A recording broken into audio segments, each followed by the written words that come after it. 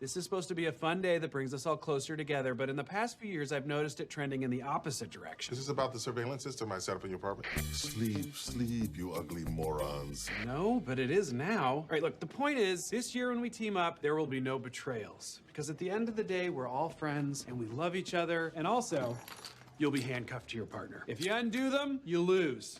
Now, in each of these envelopes is a name. The last 4 champs will pick their partners, and since I'm already up here, I'll just go first. So...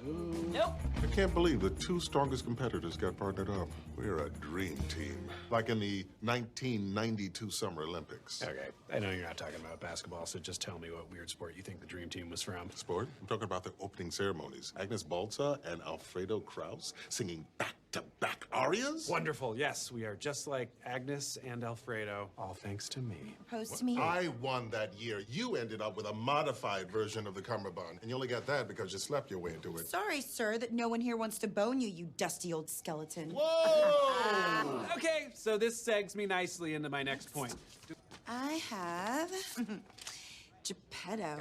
Oh, that must be Charles. It is, because I'm the puppeteer and you're all my little puppets. Can we choke our partner to death with our handcuffs? Sure, choke away. Terry, I'm out. Queen, I see you all have your game faces on. Special shout out to Amy, who is clearly only wearing that pumpkin costume to conceal her heist equipment. Nuh-uh. I was greeting kids at the Halloween party. Nobody believes you. Anyhow, will there be a new champion crowned this they year? are. This is clearly the work of Charles Boyle, the son of a florist. You think I'd make bouquets that look like this? With all this baby's breath? What do you think of me? Maybe it was Terry who sent the flowers. Yeah, I really wanted to spend $2,000 on Valentine's Day, not for my wife. Ah, he admitted it. No, Rosa. We will once again pick up where we left off. The Infinitude You Gems. guys are still doing this? You know it's April now. Yeah, Terry, we're still doing it, and we're still having a great time. Why are the gems so pale? I guess Scully's insides sapped all the color out of them. I don't know, babe, you're undercutting my whole thing with Terry here. Anyways, the Infinitude Gems will go back to Bill, whose life seems to have unraveled even further. Tough march for you there, bud? Yeah, just a heads up, I sold my pants with the pockets, so I'll be putting the gems in my undies this time. No! I'll give him a fanny pack. Can I keep it?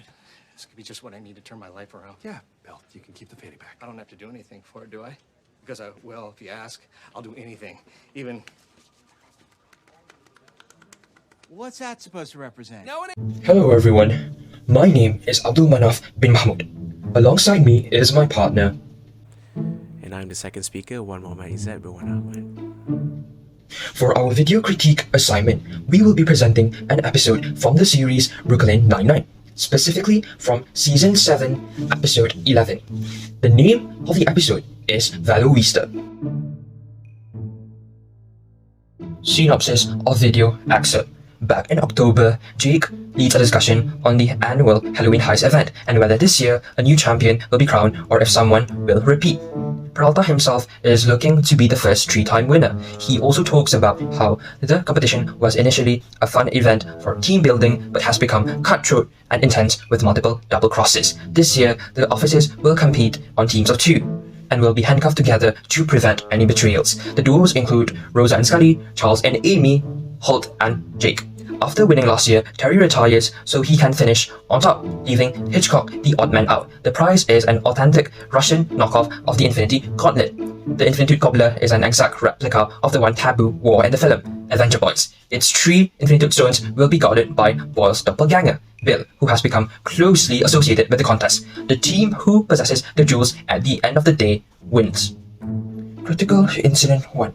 Good presentation skills. Presentation skills are the skills one needs in delivering effective and engaging presentations to a variety of audiences. In giving his speech to brief about the heist to his co-workers, Detective Jake Peralta uses simple words and no legal jargons or police codes were used. It is good for a presenter to use simple words in order to explain his thoughts and ideas to people and to make them easily understood.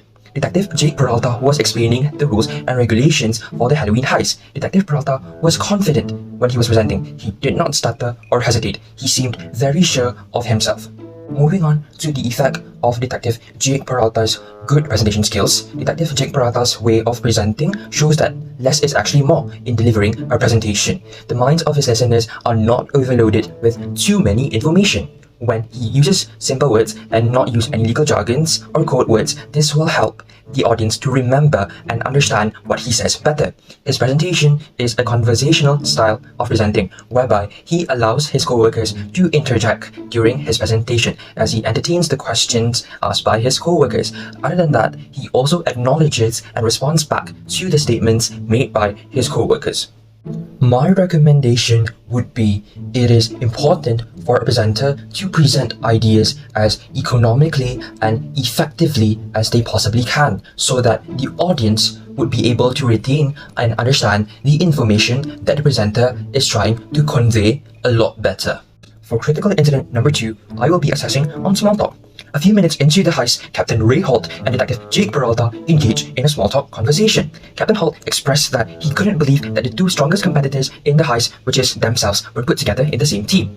Captain Holt further elaborated by giving an analogy that they are like the dream team, like in the 1982 Summer Olympics. Detective Jake Peralta said that he is not familiar with Captain Holt's reference. He does not know which dream team from which sport Captain Holt is referring to.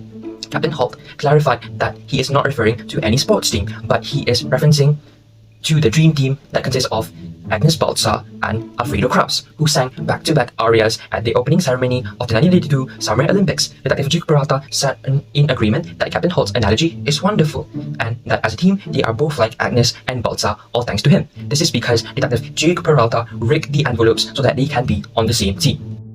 Moving on to the effect. The act of Captain Holt starting the small talk has prevented awkward silence between the two co-workers whilst they are staking out during the heist. Also, because of the small talk, it fosters good communication between Detective Jake Peralta and Captain Holt, as they are teammates in the heist. It led to Detective Jake revealing to Captain Holt what his brilliant plans are, which could potentially help them secure a win in the Halloween heist. Small talk gives a chance for them to get to know each other better and to promote a more friendly work environment, which will encourage good teamwork.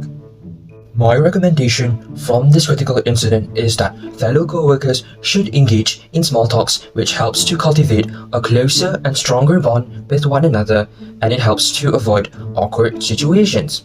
Moving forward with the third critical incident, which is on politeness. Politeness is behavior that is respectful and considerate of other people. Amy was having a disagreement with her superior commander, Captain Holt, about who won the previous Halloween heist. She proceeded to then insult Captain Holt by saying that no one wants to bone you, you dusty old skeleton, to which the other workers in the room laughed. It is disrespectful for Amy to say this to Captain Ray Holt, who is her superior, as what she said hits way below the belt. Not to mention, Amy also interrupted Detective Jake in the middle of his speech, which can be considered rude of her to do so. Proceeding with the effect. When it comes to being polite, most of the time, it isn't about what you say, but it is how you say it, the message that you are trying to convey. Amy could have expressed her disagreement towards Captain Holt in a nice and polite manner without saying something offensive and provocative. As a result of the comment, it made Amy appear rude and standoffish, but more importantly, it can cause Amy to have a potential conflict with Captain Holt, which will contribute animosity and tension at the workplace. My recommendation for this critical incident is that in the workplace, we should rethink about the ways we are framing our sentences in order to not offend the other person. For example, at work, even if you are displeased, sometimes an effective manner of communicating can yield better results, rather than conversing or talking offensively. A polite and gentle yet firm manner of conversing can help you earn the respect of others and impress them as well. Besides that, if Amy wanted to interrupt or interject, she should have said, "Excuse me." And we dive into critical incident number 4, which is professionalism. Professionalism, in general, means having a positive attitude and being open to teaming up with your fellow co-workers. It can be seen in the video excerpt when Amy stepped up to draw lots for the heist in order to determine which partner she gets, which is then revealed to be Charles aka Geppetto, to which she is not happy with the outcome. So the proof of this is that we can see that she sighed in disappointment, then she proceeded to say, can we choke our partner to death with our handcuffs? Now the effects of this is that even though Charles did not respond to the Amy in the moment, in silence Charles might have taken offense to Amy's negative reaction, which could result in Charles having his feelings getting hurt.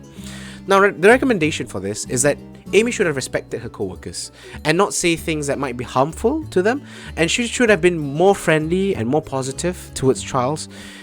And in essence, she should have spoken in an appropriate manner by being nice and not say anything offensive. and then dressing appropriately in the workplace. Your clothing creates an image of you and your organization. Follow the dress code specified by the organization. Dress code brings uniformity. Amy can be seen to be dressed in a Halloween costume. Specifically, she is wearing a jack-o'-lantern, which is not in accordance to a proper dress code for a police officer. She attempted to clarify by giving an excuse that the reason why she is dressed like that is because she was greeting kids at the Halloween party. This is unprofessional behavior, as everyone else is dressed appropriately in conformity with the proper dress code of the workplace. So the effect of this is that as a result for dressing like that, Amy attracted unwanted and unwarranted attention to herself, as she is the only one dressed differently than compared to her co-workers. She was accused by Detective Jake Peralta that the only reason why she is wearing the costume is because she was concealing heist equipment, which would be used in the Halloween heist. Rosa then proceeded to say that nobody believes her excuse, and she is standing out for no reason or for the wrong reason because of the color of her costume is bright orange. So the recommendation for this is that Amy should have worn the proper police uniform when she shows up for work, in order to be taken seriously by her co-workers, as it displays a proper clothing etiquette. And then to critical incident number 5, which is passive aggressive. It is a style which is an individual may appear passive on the surface but really acting out in anger in a subtle, indirect and behind the scenes way. People who develop a pattern for passive aggressive communication usually feel powerless, stuck and resentful. For instance, when the whole team went on accusing spree among each other, when Jake accused Charles Boyle of sabotage of the competition, that proceeded with Amy blaming Terry for the sabotage, Charles and Terry responded in frustration in return. Here we can observe that they express their anger subtly by undermining the object, real or imagined, of their resentments. So the effect of this is that when the baseless accusations and passive-aggressive notions are thrown around, it has the potential to break down into a fight, which would lead to more resentment for the team. So the recommendation that could be set for this is that it is best for the team to settle down and talk through it first without throwing accusations, to have the least talkative person say their dues first. And then to critical incident number 6, which is indirect communication. For the context of indirect communication, we can observe the character of Bill in the episode, as he appears to be a mysterious character. Though he is only present for comic relief for the show purposes, we see that Bill is facing continuous issues, and when it arises, they are dealt with privately through a third party or through passive resistance. We never knew.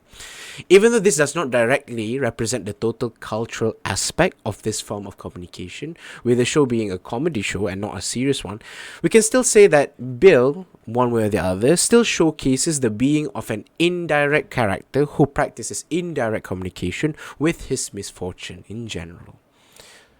And the effect for this is that Bill told the team that he had sold his only pants with pockets and are left with almost nothing.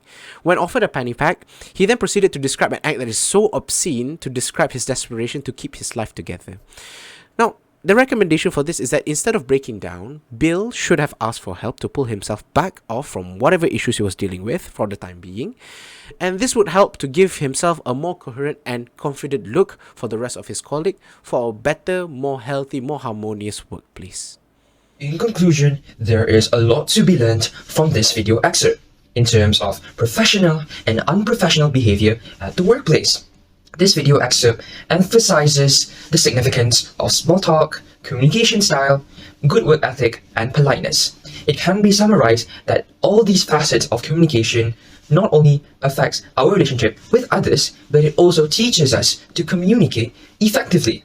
In order to interact professionally, we must demonstrate respect by using proper choice of words, listening attentively, having good presentation skills, observing politeness, and following proper ethical workplace behavior in every aspect of our communication, either verbal or non-verbal.